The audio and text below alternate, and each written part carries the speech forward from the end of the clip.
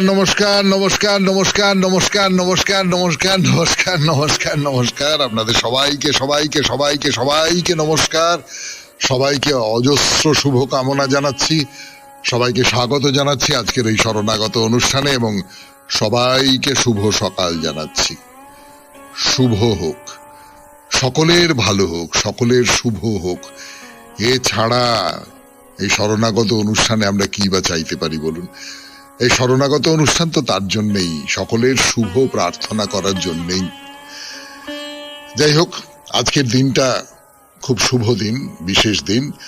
তার কারণ আপনারা সকলেই জানেন, আজ শ্রী শ্রী জগন্নাথ দেবের নেত্রোৎসব ও উভাযাত্রা এবং রাত্রিতে গুন্ডিচা মার্জন পুরীতে নীলাচলে উৎকল দেশে। এই যে উৎসবটা, এই উৎসবের কথা আমরা খুব বেশি করে জানি, তার কারণ মহাপ্রভু এখন নীলাচলে আছেন। আগামীকাল যে মহাপ্রভুর কথা বলা হবে পুরীতে আছেন এখন, এবং তিনি রথযাত্রার সময় কি কি করেছিলেন তার বিস্তারিত বর্ণনা আপনাদের দেওয়ার চেষ্টা করেছি। তিনি কিভাবে মার্জনের কাজ করেছিলেন সেই সমস্ত কথা বলেছি আপনাদের, ফলে এইটা আপনাদের খুব পরিচিত। এবং সেই আগামীকাল রথযাত্রা, তার সময় তো এসে গেল। আর দ্বিতীয় যে কথাটি বলবার সেটি হচ্ছে, আজকে শ্যামাপ্রসাদ মুখোপাধ্যায়ের জন্মদিন। শ্যামাপ্রসাদ মুখোপাধ্যায়, তিনি জন্মগ্রহণ করেছিলেন 1901 সালের 6ই জুলাই তারিখে। এবারে বেনি মাধবশীলের পঞ্জিকা অনুযায়ী আজকের দিনটার কথা বলি আপনাদের। আজকে 21শে আষাঢ় 1431, ইংরেজির 6ই জুলাই 2024, শনিবার, প্রতিপদ। সূর্যোদয়ের সময় ভোর 5টা বেজে 1 মিনিট, সূর্যাস্তের সময় সন্ধে 6টা বেজে 23 মিনিট। নক্ষত্র পুনর্বসু। জন্মে মিথুন রাশি, শূদ্রবর্ণ, মতান্তরে বৈশ্যবর্ণ, দেবগণ। রাত্রি 11টা বেজে 3 মিনিট গতে কর্কট রাশি, বিপ্রবর্ণ। আমাদের হোয়াটসঅ্যাপে চিঠি পাঠাবার নাম্বার 9831922927। চিঠির গোড়ায় অতি অবশ্যই SG লিখতে হবে। আর বৃহস্পতিবারের চিঠি, মানে সামনের বৃহস্পতিবার, আপনাদের চিঠি দিয়েই তো অনুষ্ঠান সাজানো হবে। সেই চিঠির বিষয় কি আগে বলে দিয়েছি, অনেক আগে থেকে বলে রাখছি আজকাল। সেই চিঠির বিষয় হবে পৃথিবীর রং, মানে আকাশের রং নিয়ে আপনারা চিঠি লিখেছেন। সেই চিঠিগুলো এত ভালো হয়েছিল, সবকটা তো পড়া হয়নি, এখনো অনেক চিঠি বাকি আছে, সেগুলো পড়বো পর্যায়ক্রমে। কিন্তু এবারের চিঠির বিষয় হচ্ছে পৃথিবীর রং। পৃথিবীকে অভিমান করে বলেছে যে আকাশের রং নিয়ে এত সব কথা বলা হলো, আমার রং কি কম? কত রকমের রং আছে আমার সারা শরীরে, কাজেই পৃথিবীর রং। এবারে বলি আজকের অনুষ্ঠান সম্পর্কে। প্রথমে পুরাণ চিরন্তন। পুরাণ চিরন্তনে বিশ্বামিত্র বশিষ্ঠ সংবাদ। বিশ্বামিত্র ক্লান্ত হয়ে বশিষ্ঠদেবের আশ্রমে ঢুকে পড়েছেন এবং বশিষ্ঠদেব তাকে নানান রকম খাবার দাবার, বিশ্রাম করবার জায়গা সব করে দিয়েছেন। কামধেনুর যে মেয়ে সুরভি বা নন্দিনী, সে যা ইচ্ছে তাই দিতে পারে। তো তাই দিয়ে বিশ্বামিত্র বলেছেন, একে আমি আমার রাজধানীতে নিয়ে যাব প্রজাদের মঙ্গলের জন্য, এ আশ্রমে থাকবার কোনো দরকার নেই। এই নিয়ে বশিষ্ঠর সঙ্গে বিরোধ তৈরি হয়েছে। তারপরে কি হলো? তারপর স্বামী বিবেকানন্দের রচনা থেকে পাঠ। রচনার নাম আত্মা ও ঈশ্বর। বেশ খানিকটা অংশ পড়া হয়েছে, আরো খানিকটা অংশ পড়ে শোনাবো। তারপর কথামৃত থেকে পাঠ, ঠাকুর শ্রী রামকৃষ্ণ পরমহংসদেবের সেই কথামৃত, তার নানান বিষয়ে কথা, যে কথাগুলো আজ পর্যন্ত আমাদের কাছে খুব মূল্যবান এবং ভবিষ্যতেও খুব মূল্যবান থাকবে। আপনাদের চিঠিপত্র এবং শেষে, না বাইরে দূরে নয়, আজ শনিবারের শরণাগত, তাই মহাপুরুষের কথা, বুদ্ধদেবের জীবনের কথা শোনাচ্ছি আপনাদের। শুনছেন শরণাগত 92.7 বিগ FM এ। আমি আছি আপনাদের সঙ্গে, আপনাদের সৌমিত্র বসু। গানের পর ফিরে এলাম 92.7 বিগ FM এ শরণাগত অনুষ্ঠানে। রাজা বিশ্বামিত্র। বিশ্বামিত্র পরে ঋষি হবেন, কিন্তু এখন তিনি রাজা বিশ্বামিত্র। সেই রাজা বিশ্বামিত্র, ঋষি বশিষ্ঠ, তার যে কামধেনুটি, সেই কামধেনুটি দেখে তার মনে হয়েছে একে আমি রাজধানীতে নিয়ে যাই। ঋষির আশ্রমে থেকে এর কি হবে? তো তিনি বশিষ্ঠদেবকে গিয়ে বললেন যে দেব, আপনি তো ঋষি, এই বনের মধ্যে থাকেন, আপনার তো চাহিদা খুব কিছু নেই, আর আমার মতন হঠাৎ করে আপনার কাছে চলে এসেছে বহু মানুষ, এরকম তো হয় না, আজ হঠাৎ করে হয়ে গেছে, এবং আপনি তার জন্য আমাদের যা আপ্যায়ন করবার সে কল্পনাতীত আপ্যায়ন করেছেন, কিন্তু এই রকম তো হবে না। আপনি যদি এই গাভীটি আমাকে দেন তাহলে আমি বহু মানুষের প্রয়োজনের জন্য, বহু মানুষের হিতের জন্য, মঙ্গলের জন্য, তাহলে আমার রাজ্যে আর কোনো অভাব থাকবে না। আপনি এই গাভীটা আপনি আমাকে দিন। তো বশিষ্ঠ বললেন যে দেখো, এইটা তো দেবরাজ ইন্দ্র আমাকে দিয়েছিলেন, তিনি ভালোবেসে আমাকে দিয়েছেন, আমি যদি এখন এটা তোমাকে দিয়ে দিই তাহলে তো তার অপমান হবে। না না না, এইটা হয় না বিশ্বামিত্র, তুমি অন্য যা কিছু ইচ্ছে সমস্ত নিয়ে যেতে পারো, কিন্তু না না, নন্দিনীকে আমি দিতে পারবো না, এইটা ঠিক হবে না, এটা তুমি আমাকে মার্জনা করো। কিন্তু রাজাদের মুশকিলটা হচ্ছে, সে তখনকার রাজাদের ক্ষেত্রেও ঠিক, এখনকার রাজাদের ক্ষেত্রেও ঠিক, যদি কেউ না বলে দিল তাহলে তার মাথায় রক্ত চড়ে যায়। না, কি রাজাকে না বলতে পারে? এখনো তাই, খেয়াল করে দেখবেন তো। রাজা তো ধর্মের কথা শোনে না, প্রত্যাখ্যাত হওয়ার অভ্যেস তার নেই, সে নানান ভাবে বলতে লাগলো যে না না, আপনি দেখুন এইটা আপনি করুন, এইরকম করুন, ইত্যাদি ইত্যাদি ইত্যাদি ইত্যাদি নানান রকম বলতে লাগলো। তো বশিষ্ঠদেবও বললেন যে না, দিতে পারবো না। তখন রাজা সৈন্যদের বলেন, এই অনেকক্ষণ ধরে কথা বলেছি, আর কোনো কথা নেই, একে বেঁধে নিয়ে চল, এই নন্দিনীকে বেঁধে নিয়ে চল, এমনিতে না দিলে জোর করেই নিতে হয়, তাতে দোষের কিছু নেই। রাজার হুকুম, সৈন্যরা একবারে হারে রে রে রে রে করতে করতে করতে করতে হুকুম তামিল করতে নেমে পড়লো। একটা বড় দড়ি দিয়ে নন্দিনীর গলায় বেঁধে সবাই মিলে টানতে লাগলো, টানছে টানছে টানছে, কিন্তু কিছুতেই নন্দিনীকে এতটুকু নড়ানো গেল না। তা সৈন্যরা আরো রেগে গেছে, মারতে শুরু করলো তাকে। তখন নন্দিনী বলল, বশিষ্ঠদেব, আমাকে প্রহার করছে এরা, আপনি আমাকে রক্ষা করুন, আমি তো আপনার আশ্রিত, আপনি আমাকে রক্ষা করুন। 92.7 বিগ FM এ শুনছেন শরণাগত পুরাণ চিরন্তন। ফিরে আসছি গানের পর। যা বলছিলাম আপনাদের, গানের পর শুরু করি আবার 92.7 বিগ FM এ শরণাগত অনুষ্ঠানে পুরাণ চিরন্তনে, যে বশিষ্ঠদেবের কাছে নন্দিনী বলছে যে আপনি আমাকে রক্ষা করুন, আমি আপনার আশ্রিত, এরা আমাকে প্রহার করছে, আমাকে গলায় দড়ি বেঁধে টেনে নিয়ে চলে যেতে চাইছে। তো বশিষ্ঠ বললেন যে আমি বুঝতে পারছি নন্দিনী, কিন্তু এত সব সৈন্য সামন্তর সঙ্গে আমি একা কি করবো? তুমি নিজেকে রক্ষা করো, তুমি নিজেকে রক্ষা করো, আমি তোমাকে বলছি, আমি তোমাকে সেই ক্ষমতা দিচ্ছি, তুমি নিজেকে রক্ষা করো। নন্দিনী, সে তো যা ইচ্ছে তাই প্রসব করতে পারে, সে যা ইচ্ছে তাই সৃষ্টি করতে পারে, তাহলে আর তার ভয় কি? একেবারে নন্দিনীর মুখ, লেজ, দুধের বাঁট, মানে শরীরের সমস্ত অঙ্গ প্রত্যঙ্গ থেকে শয়ে শয়ে হাজারে হাজারে সমস্ত সশস্ত্র সৈন্য হুড়মুড় করে বেরিয়ে আসছে। আর যুদ্ধ শুরু হয়ে গেল, এবং সেই যুদ্ধে মানে কিছু করার নেই, বিশ্বামিত্র তার প্রচুর সৈন্যবাহিনী নিয়ে গিয়েছিলেন মৃগয়া করবার জন্য, কিন্তু নন্দিনী যত সব সৈন্য সামন্ত প্রসব করলো তাদের সংখ্যা অনেক বেশি, তাদের বীরত্ব অনেক বেশি, সমস্ত শেষ হয়ে গেল, বিশ্বামিত্র সৈন্য সামন্ত সব শেষ হয়ে গেল। বিশ্বামিত্র তার সেরা সমস্ত অস্ত্র বশিষ্ঠের প্রতি নিক্ষেপ করতে লাগলেন, কিন্তু শুধুমাত্র ব্রহ্মদণ্ডের সাহায্যে শান্তভাবে বশিষ্ঠ সব প্রতিহত করলেন। বিশ্বামিত্রকে পালাতে হলো।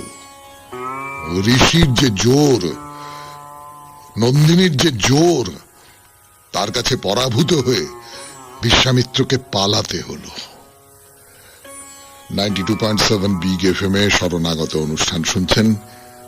শেষ হলো পুরাণ চিরন্তনের পর স্বামী বিবেকানন্দের রচনা থেকে পাঠ। রচনার নাম আত্মা ও ঈশ্বর। রচনা থেকে পড়ে শোনাচ্ছি আপনাদের। রচনার নাম আত্মা ও ঈশ্বর। এই প্রবন্ধটি এর আগে বেশ খানিকটা অংশ পড়ে শুনিয়েছি, তারপরের খানিকটা অংশ। আমি চলি, চিন্তা করি, কথা বলি, এই সমস্ত কাজের মধ্যে একটি একতার সূত্র রহিয়াছে। চিন্তা ও কর্মরাশির অসংখ্য বৈচিত্র্য আমরা দেখিতে পাই, কিন্তু সকল বৈচিত্র্যের মধ্যে অনুস্যূত অপরিবর্তনীয় একটি সত্তা বিরাজ করিতেছে।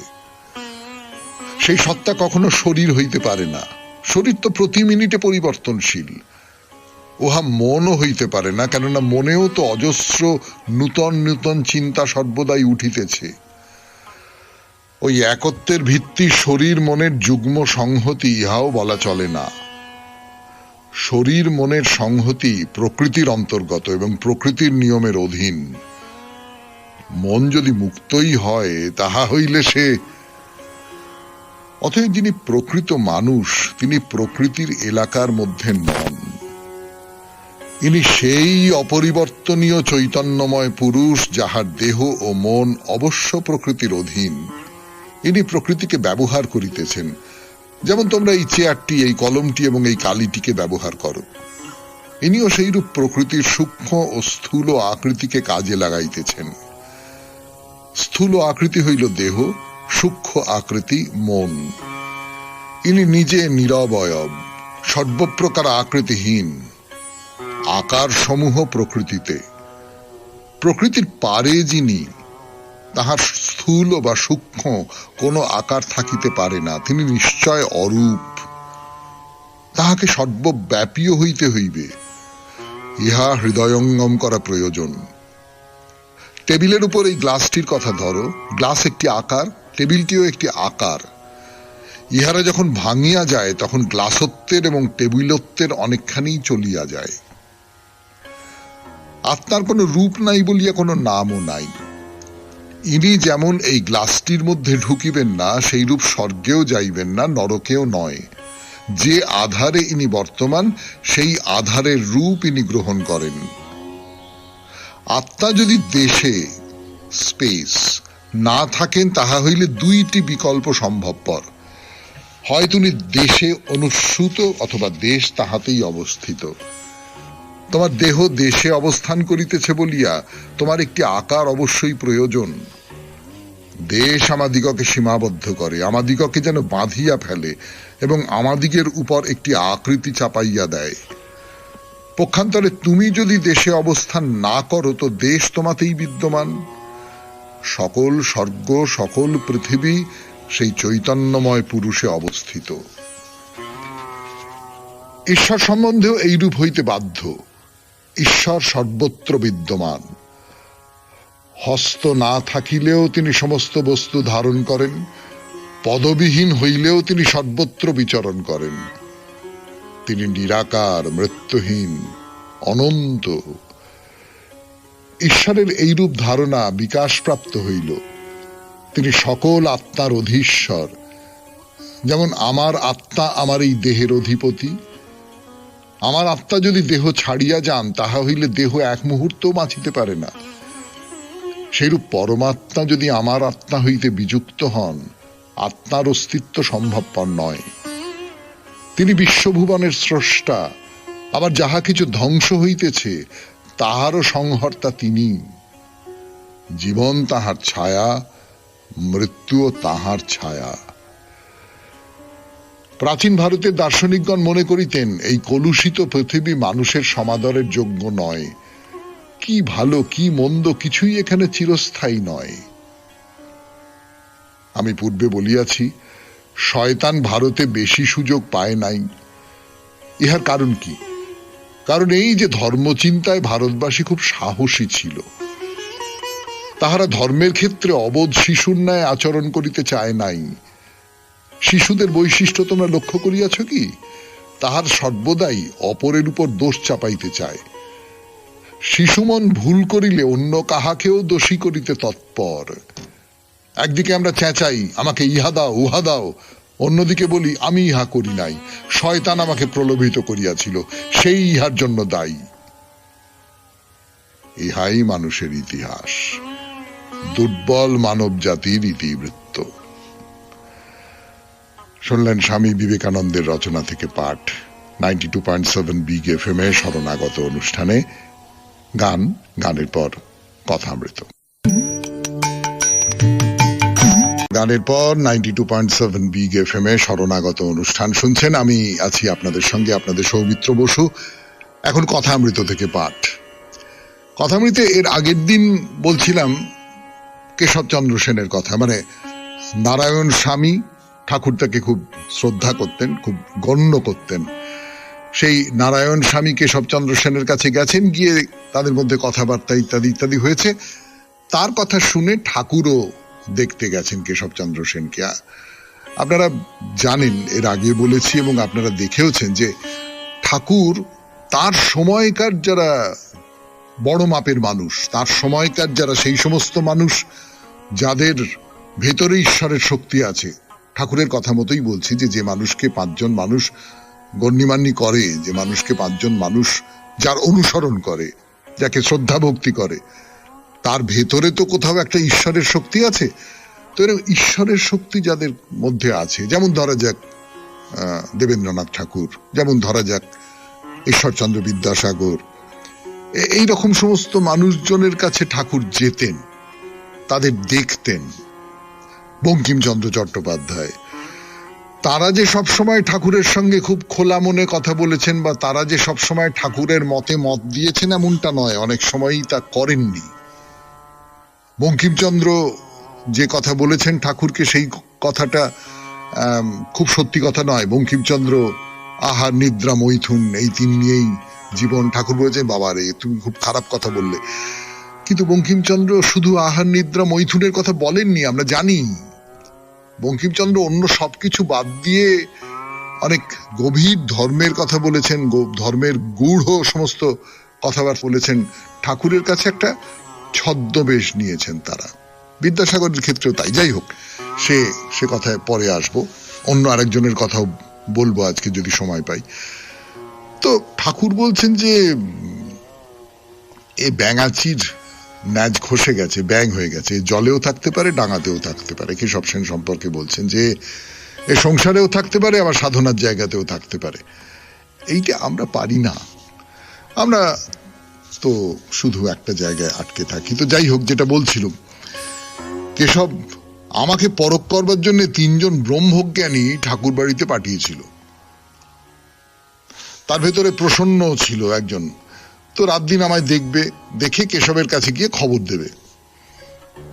তো আমার ঘরের ভেতর রাত্রে ছিল, কেবল দয়াময় দয়াময় দয়াময় করতে লাগলো, আর আমাকে বলে তুমি কেশব বাবুকে ধরো, তাহলে তোমার ভালো হবে। তো ঠাকুর বলছেন যে আমি সাকার মানি রে বাবু, কেশব তো নিরাকার মানে, কেশব তো ব্রহ্মজ্ঞানী, কিন্তু আমি তো নিরাকারের লোক নই, আমি তো সাকারের লোক, আমি সাকার মানি। আমার পথ কেশবের পথ আলাদা, আমি কেশবকে ধরবো কি করে? তবুও দয়াময় দয়াময় দয়াময় করে। তখন আমার একটা অবস্থা হয়ে বললাম এখান থেকে যা। ঘরের মধ্যে কোনো মতে থাকতে দিলাম না, তারা বারান্দায় গিয়ে শুয়ে রইল। এই যে ঠাকুর এমনি খুব খুব খুব বিনয়ী, আমরা তো দেখেছি যে ঠাকুর খুব বিনয়ী, খুব ভদ্র, খুব সকলকে প্রণাম করেন, এইরকম একজন মানুষ। কিন্তু কোথাও তিনি তার ভেতর থেকে কেউ একটা জেগে উঠলো, জেগে উঠে বললো এখান থেকে চলে যা, চলে যা এখান থেকে। শুনছেন কথামৃত থেকে পাঠ 92.7 বিগ এফএম এ শরণাগত অনুষ্ঠানে। গানের পরে ফিরে আসবো আরো কথা বলবার জন্য। 92.7 বিগ এফএম এ শুনছেন শরণাগত কথামৃত থেকে পাঠ। তো এই যে হঠাৎ করে তেজে জ্বলে ওঠা, এটাও ঠাকুরের ভেতর থেকে কেউ একটা বলছেন। ওই যে ঠাকুরেরই তো গল্প আছে যে মাঝে মাঝে ফোঁস করতে হয়, যখন দেখবি যে তোকে পেড়ে ফেলবার চেষ্টা করছে বারবার, একেবারে নেই আঁকড়ের মতো পেড়ে ফেলবার চেষ্টা করছে, তখন কিন্তু ফোঁস করে উঠতে হয়। তো বলছেন আবার আরেকজনের কথা, আপনাদের বলছিলাম যে আরেকজন বড় মানুষের কথা বলবো, যেমন বিদ্যাসাগরের প্রসঙ্গ উঠেছিল, বঙ্কিমচন্দ্রের প্রসঙ্গ উঠেছিল, তেমনি করে আরেকজনের কথা বলি, তিনি হচ্ছেন মাইকেল মধুসূদন দত্ত। নারায়ণ শাস্ত্রী যখন ছিল তখন মাইকেল এসেছিল, মথুরবাবুর বড় ছেলে দারিকবাবু সঙ্গে করে নিয়ে এসেছিল মাইকেলকে। তো ওই ম্যাগাজিনের সাহেবদের সঙ্গে মোকদ্দমা হবার জোগাড় হয়েছিল, তাই মাইকেলকে এনে বাবুরা পরামর্শ করছিল বিষয় সম্পত্তি সংক্রান্ত ব্যাপার, জমিদার বাড়ির ব্যাপার। মাইকেল তো ওকালতি করতেন, তাকে নিয়ে এসেছিল, তার সেই সূত্র ধরে মাইকেলকে নিয়ে আসা হয়েছে। দপ্তরখানার সঙ্গে বড় ঘর, সেইখানে মাইকেলের সঙ্গে দেখা হয়েছিল। তো আমি নারায়ণ শাস্ত্রীকে কথা কইতে বললাম। ঠাকুর দেখছেন কোট প্যান্ট পরা একটা লোক, সাহেব সাহেব দেখতে, যদিও মাইকেল নিজের সাহেব পরিচয়টাকে আমল দিতেন না। মানে উনি বলতেন যে আমি যে রাত্রিরে ঘুমোই যেখানে, তার পায়ের দিকে একটা আয়না রেখে দিয়েছে, সকালবেলা ঘুম থেকে উঠে নিজের মুখটা দেখি, তখন বুঝতে পারি আমি কোনোভাবেই সাহেব নই। তো সেই নারায়ণ শাস্ত্রী মাইকেলের সঙ্গে কথা বলছেন, তো বলছেন যে তুই নিজের ধর্ম কেন ছাড়লে? মাইকেল পেট দেখিয়ে বলে, পেটের জন্য ছাড়তে হয়েছে। তো নারায়ণ শাস্ত্রী বলল, যে পেটের জন্য ধর্ম ছাড়ে তার সঙ্গে কি কথা কইব? তখন মাইকেল আমাকে বললে, আপনি কিছু বলুন। তো আমি বললাম যে কে যেন, কেন আমার কিছু বলতে ইচ্ছে করছে না, আমার মুখ কে যেন চেপে ধরেছে। কিন্তু আমি বলবো, বা আমরা সবাই জানি, কেবলমাত্র পেটের জন্য ধর্ম ছেড়েছেন এই কথাটা মাইকেল ঠিক কথা বলেননি। একেবারেই এটা সত্য কথা নয়। তার কারণ মাইকেলের বাবা বিরাট বড় আইন ব্যবসায়ী ছিলেন, প্রচুর টাকা পয়সা ছিল। তিনি যদি বাবার কথা মতো চলতে পারতেন, বাবার মতন করে থাকতে পারতেন, তাহলে তার কোথাও কোনো অভাব থাকতো না, তার ছাত্র বয়সে কোথাও কোনো অভাব ছিল না। বিলাসিতা চূড়ান্ত করেছেন তিনি ধর্ম ত্যাগ করেছিলেন অন্য আর একটা বড় ধর্মকে গ্রহণ করবার জন্য। এইটা আমার নিজের মনে হয় এইটা একটা খুব গুরুত্বপূর্ণ কথা, যে আমার কোনটা ধর্ম, আমি কোনো একটা বিশেষ ধর্মমত, হিন্দু ধর্মমত বা তার যে নিয়ম কানুন আচার, সেটা যদি আমার ভেতরকার যে কবি ধর্ম, আমার নিজের ভেতরকার যে স্রষ্টার ধর্ম, সেইটাকে যদি ঢেকে দেবার চেষ্টা করে, তাহলে আমি তাকে অস্বীকার করব না। এইটা একটা প্রশ্ন তো। এবং মাইকেল করেন, মানে ওইটাকে স্বীকার করেননি। মাইকেল ওখান থেকে বেরিয়ে এসেছেন, আরো বড় জায়গায় যাব, আমি আরো বড় ক্ষেত্রে নিজেকে প্রতিষ্ঠিত করব, এই রকমের একটা ভাবনার জায়গা থেকে। কিন্তু মুখে তিনি বলছেন যে না, আমি পেটের জন্য ধর্ম ছেড়েছি, যেটা সত্যি কথা নয়। এবং সেইটা শুনে নারায়ণ শাস্ত্রীও তাকে প্রত্যাখ্যান করছেন, ঠাকুরও তাকে প্রত্যাখ্যান করছেন। ঠাকুরও তার সঙ্গে কথা বলতে ইচ্ছে করছে না, ভেতর থেকে কেউ আটকে দিচ্ছে। শুনছেন কথা অমৃত থেকে পাঠ 92.7 বিগ FM এ শরণাগত অনুষ্ঠানে। আরো পাঠ করবার জন্য ফিরে আসছি গানের পর। ফিরে এলাম 92.7 বিগ FM এ শরণাগত অনুষ্ঠান শুনছেন। এখন অমৃত কথা অমৃত, ঠাকুর শ্রী রামকৃষ্ণ পরমহংসদেবের কথা বলছি আপনাদের। কথা অমৃত থেকে পড়ে শোনাচ্ছি। একজন চৌধুরীর কথা উঠে পড়েছে। তো চৌধুরী MA পাশ করেছেন। প্রথম স্ত্রীর মৃত্যুর পর খুব বৈরাগ্য হয়েছিল, তখন ঠাকুরের কাছে দক্ষিণেশ্বরে প্রায় যেতেন। তো আবার বিয়ে করেছেন, বেশ মোটা টাকা, মানে তখনকার দিনে খুব মোটা টাকা, 300-400 টাকা মাইনে পান। ঠাকুর বলছেন যে কি হীন বুদ্ধি, বিদ্যায় অহংকার, তার উপর দ্বিতীয় পক্ষের স্ত্রী বিবাহ করেছে, ব্যাস ধরাকে সরা বলে মনে করছে। অর্থাৎ অহংকার এবং এক স্ত্রী মারা যাবার পর বৈরাগ্য এসেছিল, কিন্তু আবার দ্বিতীয় স্ত্রী, আবার কামিনী সংসর্গ, এইটা ঠাকুর পছন্দ করছেন না। অহংকার দূর করতে হবে, তা না হলে তাকে পাওয়া যাবে না। এ তো ঠাকুরের কথা বারবার করে তিনি বলছেন যে মনের মধ্যে যদি অহংকারের আঁশটুকু পর্যন্ত থাকে, তাহলেও তাকে পাওয়া যাবে না। আমার এ ঘর একেবারে যত্ন করে পুরোটা সাজিয়ে রেখে দিতে হবে, তার আসন পেতে রেখে দিতে হবে, সেখানে আমার বা অন্য কোনো কিছুর কোনো ছায়া পড়তে পারবে না। এই ছায়া যদি পড়ে তাহলে আর তিনি আসবেন না। কাজে অহংকার এই কারণেই খুব খারাপ। বলছেন এই কামিনী কাঞ্চনে আসক্তি মানুষকে হীন বুদ্ধি করেছে বলে আরেকজনের কথা বলছেন। হরমোহন যখন প্রথমে গেল তখন বেশ লক্ষণ ছিল, দেখবার জন্য আমি ব্যাকুল হতাম। তখন বয়স 17-18 হবে। প্রায় ডেকে ডেকে পাঠাই, আর যায় না। এখন মাকে এনে আলাদা বাসা করেছে। মামার বাড়িতে ছিল, বেশ ছিল, সংসারের কোনো ঝঞ্ঝাট ছিল না। এখন আলাদা বাসা করে পরিবারের রোজ বাজার করে। সেদিন ওখানে গিয়েছিল, আমি বললাম যা এখান থেকে চলে যা, তোকে ছুঁতে আমার গা কেমন করছে। এই যে কামিনী কাঞ্চন যাকে বলছেন, এই যে সংসারের যে চাই চাই চাই, আরো চাই আরো চাই আরো চাই, এর মধ্যে নিজেকে ডুবিয়ে রাখা, এইটা ঠাকুর পছন্দ করছেন না। তুমি ব্যাং হও, কেশব সেনের মতো ব্যাং হও, তাতে কোনো আপত্তি নেই, কিন্তু তুমি নিজের সংসারের মধ্যে সম্পূর্ণ ডুবে যেও না। কথামৃত থেকে পাঠ শেষ হলো 92.7 বিগ এফএম এ শরণাগত অনুষ্ঠানে। এইবার আপনাদের চিঠিপত্র। আমি আছি আপনাদের সঙ্গে, আপনাদের সৌমিত্র বসু। চিঠিপত্র 92.7 বিগ এফএম এ শরণাগত অনুষ্ঠান শুনছেন। দুটো চিঠি পড়বো, একটা ছোট্ট চিঠি কিন্তু মজার চিঠি। চিঠিটা পড়বার আগে শুধু এইটুকু আপনাদের বলে রাখি যে আমি নিজে যে কথাটা তোলা হয়েছে সেইটার সম্পর্কে অবহিত ছিলাম না। এবারে চিঠিটা পড়ি। দেবজ্যোতি চক্রবর্তী লিখেছেন, রাজবাড়ি কোঅপারেটিভ, কলকাতা 81 থেকে। এটা কি একটা অদ্ভুত সমাপতন। বাইরে দূরে কামারপুকুরের বর্ণনা চলছে জুন মাসে, সেখানে ঠাকুরের পোঁতা আম গাছের কথা বলছেন, আর সেটা শুনতে শুনতে চোখ বারবার চলে যাচ্ছে রামকৃষ্ণ মঠ ও মিশন কামারপুকুরের জুন মাসের ক্যালেন্ডারের পাতায়, যেখানে ঠাকুরের পোঁতা আম গাছটির ছবি জুন মাসের পাতায় দেওয়া আছে।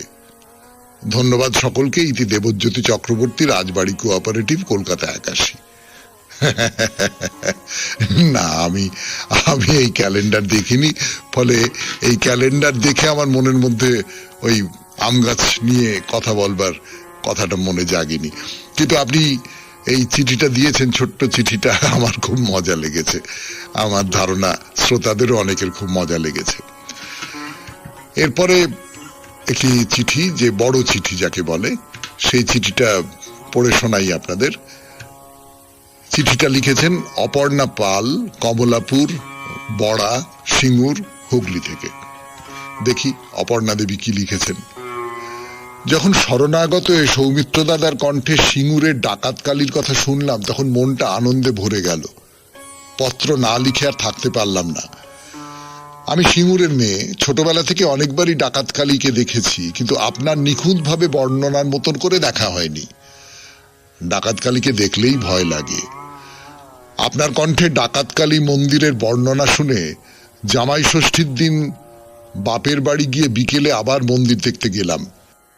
গেটে ঢুকতেই ওপরে মা সারদা দেবী ও ভেতরে শ্রী শ্রী রামকৃষ্ণ দেবের ছবি। মন্দিরের গর্ভগৃহের দরজার উপর শিব ঠাকুর উপবিষ্ট, তার পিছনে ডান দিকে সাদা ষাঁড়, পায়ের নিচে ডান দিকে রামকৃষ্ণদেব ও বাঁ দিকে সারদামণি। মা কালীর পিছনে দেওয়ালে ডাকিনী যোগিনী। মন্দিরের বিপরীত দিকে শিব মন্দির। মন্দির থেকে বেরিয়ে 2 মিনিটের পথ, কাছারি মোড়ে অনুকূল ঠাকুরের বড় মন্দির। আমি শরণাগত অনুষ্ঠানের নিয়মিত শ্রোতা। খুব বিশেষ কারণে লোডশেডিং বা বাড়ি থেকে কোথাও যাওয়ার থাকলে অনুষ্ঠান শোনা হয়ে ওঠে না। শরণাগত সমস্ত অনুষ্ঠানই আমার খুব প্রিয়। পুরাণ চিরন্তনে পুরাণের অনেক অজানা কাহিনী জানা যায়। স্বামী বিবেকানন্দের পাঠ থেকে গীতার অনেক উপদেশ জানতে পেরে গীতার প্রতি আকৃষ্ট হয়ে নিয়মিত গীতা পাঠ শুরু করি। আচ্ছা, বাহ। শ্রী রামকৃষ্ণের কথামৃত থেকে জানতে পারি গৃহে থেকেও ধর্ম পালন করা যায়। ধর্মের জন্য সংসার ত্যাগ করে সন্ন্যাসী হওয়ার প্রয়োজন নেই। নানান শ্রোতার অনেক চিঠি শোনার অভিজ্ঞতা হয়। বাইরে দূরে যেসব মন্দির দেখার সুযোগ হয়নি, তা আপনার বর্ণনায় যেন আমাদের কাছে জীবন্ত হয়ে ওঠে। চৈতন্যদেব ও গৌতম বুদ্ধ সম্পর্কে অনেক কিছুই জানতে পারি। অনুষ্ঠানে পুরানো শিল্পীর যে সমস্ত গান বাজানো হয় তা তো খুবই ভালো লাগে। রবীন্দ্রনাথ ঠাকুরের অনেক না পড়া কবিতা আপনার কণ্ঠে শুনে খুব খুশি হই। তবে বসন পরমা গানটি প্রায়ই দুবার বাজানো হয়। 2রা জুন হরে কৃষ্ণ গানটি ও 9ই জুন কৃষ্ণ কহ ইয়া রাম কহ গানটি দুবার করে বাজানো হয়। এই গানগুলো একবার বাজিয়ে আরো অন্য একটি গান দিলে শুনতে ভালোই লাগে। মাঝে মাঝে অনুষ্ঠানের একটি পর্ব দুবার হয়, একজনের চিঠি দুবার পড়া হয়। হয়তো এগুলো যান্ত্রিক ত্রুটির জন্যই হয়, তবু একটু খেয়াল রাখবেন। এই সামান্য ত্রুটি বাদ দিয়ে শরণাগত অনুষ্ঠান আমার কাছে অসাধারণ লাগে। সকালে উঠে ধর্মের গান ও কথা শুনে দিনের শুরুটা খুব নির্মল ভাবে হয়। এটা আমার প্রথম চিঠি। অনেক দিন ধরে অনেক কিছু বলার ছিল, তাই চিঠি বড় হয়ে গেল।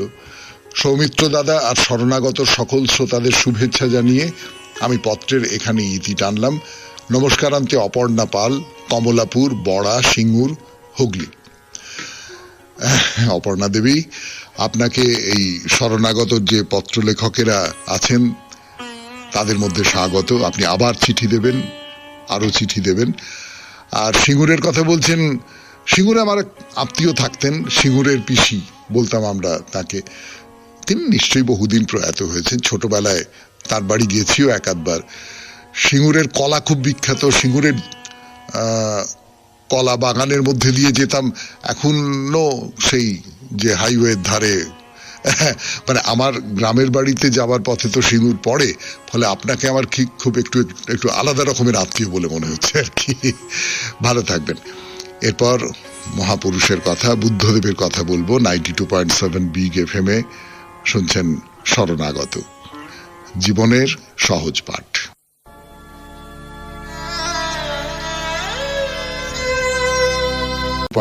বিগ FM এ শরণাগত অনুষ্ঠানে এখন মহাপুরুষের কথা, বুদ্ধদেবের জীবন কথা বলছি আপনাদের।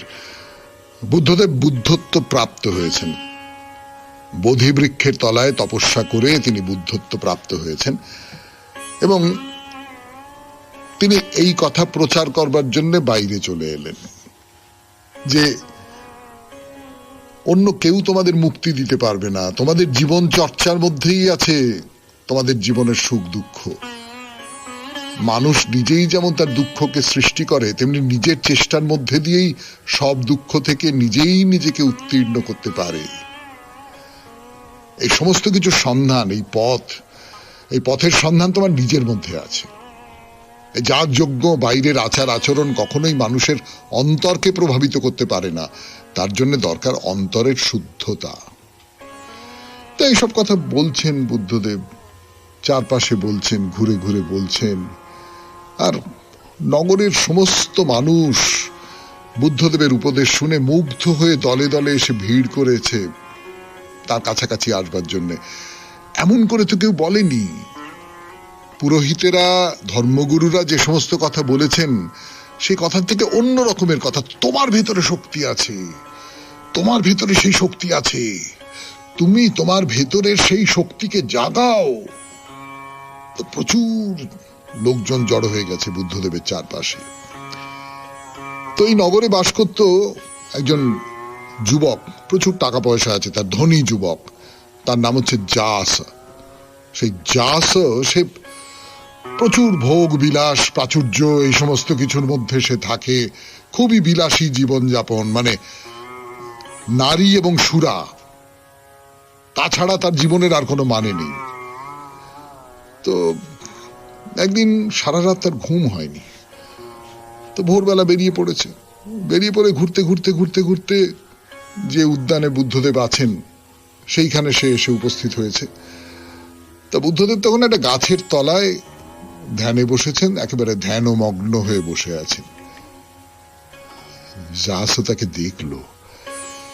দেখেই তার সমস্ত ভেতরে কি যেন একটা ওলট পালট হয়ে গেল। মানে যেমন করে মৌমাছি ফুলের গন্ধে তার কাছাকাছি চলে যায়, জাসও সেরকম পায়ে পায়ে পায়ে পায়ে পায়ে পায়ে বুদ্ধদেবের কাছাকাছি চলে এলো।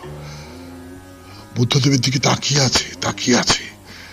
বুদ্ধদেব ধ্যানস্থ, সেই দিকে তাকিয়ে যাসর মন থেকে সমস্ত রকমের এই যে নারী সুরা ভোগ বিলাসের সমস্ত রকমের আকাঙ্ক্ষা, এই সমস্ত যেমন করে জল আস্তে আস্তে আস্তে আস্তে আস্তে আস্তে ধুয়ে দেয়, তেমনি করে ধুয়ে ধুয়ে যেতে লাগলো।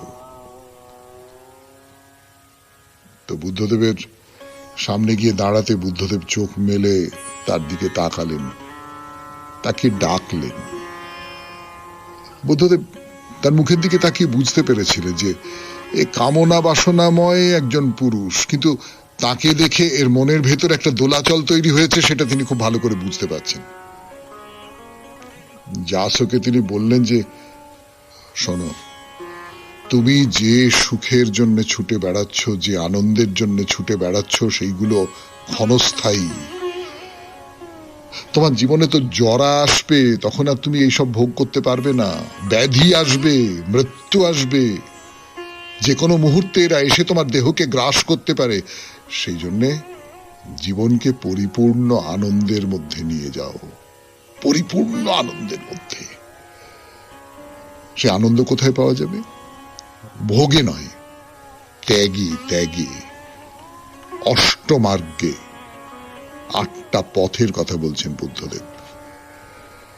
92.7 বিগ এফএম-এ শনিবারের শরণাগত অনুষ্ঠানে শুনছেন মহাপুরুষের কথা, বুদ্ধদেবের কথা। ফিরে আসছি গানের পর। এলাম 92.7 বিগ এফএম-এ শরণাগত অনুষ্ঠানে, বলছে বুদ্ধদেবের কথা, মহাপুরুষের কথা। এই পর্যায়ে বুদ্ধদেব সেই যে যুবকটি, তাকে নানান রকমের উপদেশ দিলেন। যাস তার মনের সমস্ত মোহ দূরে চলে গেল, বলল যে আমি আপনার শিষ্য হতে চাই, আপনি আমাকে আপনার শিষ্য করে নিন।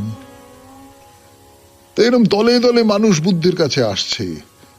তিনি তাদের বলছেন না ভগবানের কথা বলছেন না, ঈশ্বরের কথা বলছেন না, কোনো দেবদেবীর কথা বলছেন না, তিনি অষ্টমার্গের কথা বলছেন। 8টা পথ, 8টা রাস্তা। কি কি 8টা রাস্তা বলি আপনাদের।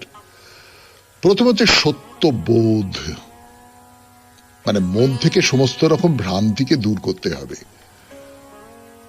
উপলব্ধি করতে হবে নিত্য আর অনিত্য বস্তুর মধ্যের প্রভেদকে, কোনটা নিত্য কোনটা অনিত্য। এই নিয়ে আমাদের কথামৃত পর্বে তো প্রচুর কথা হয়, যে এই যে জগৎ সংসার, এই যা কিছুর মধ্যে রয়েছে আমরা, সেই সমস্তটাই অনিত্য, এগুলো থাকে না, এগুলো চলে যায়। আমার এই দেহ চলে যায়, আমার এই মন চলে যায়। আমি আজ থেকে 20-25 বছর আগে কি দেখতেছিলাম, সেটা যদি ছবিতে দেখি নিজেই চমকে উঠি, হেসে ফেলি। এই সব কিছু পাল্টে যাচ্ছে। এই যে তফাৎটা, কোনটা নিত্য আর কোনটা অনিত্য, এইটা বুঝতে হবে, উপলব্ধি করতে হবে। দ্বিতীয় হচ্ছে সংকল্প। সংকল্প কি? সংকল্প হচ্ছে সংসারের এই যে পার্থিব যা কিছু বন্ধন, সংসারেতে আজ যাহারা আমায় ভালোবাসে তারা আমায় বেঁধে রাখে, কঠিন পাশে বেঁধে রাখে। তো এই যা কিছুকে আমি ভালোবাসি, এই সমস্তগুলোর বন্ধন থেকে মুক্ত হবার একটা আকাঙ্ক্ষা তোমার ভেতরে থাকতে হবে। যা কিছু পরম জ্ঞান, তাকে উপলব্ধি করবার জন্য তোমার একটা গভীর আত্মসংযম দরকার। সেই আত্মসংযমের পথ ধরে যেতে হবে। তৃতীয় হচ্ছে সম্যক বা সত্য বাক্য। কোনো মানুষের সঙ্গে কোনোভাবে কখনো যেন মিথ্যে কথা না বলা হয়। এই মিথ্যে কথার মধ্যে কিন্তু গালিগালাজ পড়ছে, খারাপ কথা পড়ছে। অন্য মানুষের সঙ্গে যখন কথা বলবে, তখন সেই কথা সত্য কথা হতে হবে, পবিত্র কথা হতে হবে, এবং সেই কথার মধ্যে করুণা থাকতে হবে। চতুর্থ সৎ আচরণ কি? সমস্ত মানুষেরই উচিত ভোগবিলাস ত্যাগ করে সৎভাবে জীবনযাপন করা। সমস্ত কাজের মধ্যেই যেন থাকে সংযম আর শৃঙ্খলা, আর অন্য মানুষের প্রতি আচরণে যেন দয়া থাকে, ভালোবাসা থাকে, মায়া থাকে। এই তো বুদ্ধদেবের যে অষ্টমার্গ, তার 4টে বলা হলো। আরো 4টে বাকি আছে। আমরা এই 4টের কথা একটু মনে রাখি, বাকি 4টের কথা আগামী শনিবার। শেষ হলো আজকে শরণাগত 92.7 বিগ এফএম এ আমাদের অনুষ্ঠানে চিঠি পাঠাবার হোয়াটসঅ্যাপ নাম্বার 9831922927। চিঠির গোড়ায় অতি অবশ্যই SG লিখতে হবে। আর আপনাদের মনে করিয়ে দিই, সামনের বৃহস্পতিবারে যে চিঠি পড়া হবে তার বিষয় হচ্ছে পৃথিবীর রং। পৃথিবীতে কত রকমের রং আছে, কত রকমের রং, মাটির রং, গাছপালার রং, ইত্যাদি ইত্যাদি ইত্যাদি। সে আপনারা যা দেখবেন, যা বুঝবেন তাই নিয়ে আপনারা চিঠি লিখবেন। আমাদের চিঠি পাঠাবার নাম্বার আপনারা সকলে জানেন। আগামী মঙ্গলবার সন্ধে 6টার মধ্যে আপনার চিঠি আমাদের দপ্তরে পৌঁছে যাওয়া চাই। চিঠির শব্দ সংখ্যা 250-র বেশি বাড়াবেন না। খুব ভালো থাকবেন, আনন্দে থাকবেন। নমস্কার নমস্কার নমস্কার নমস্কার।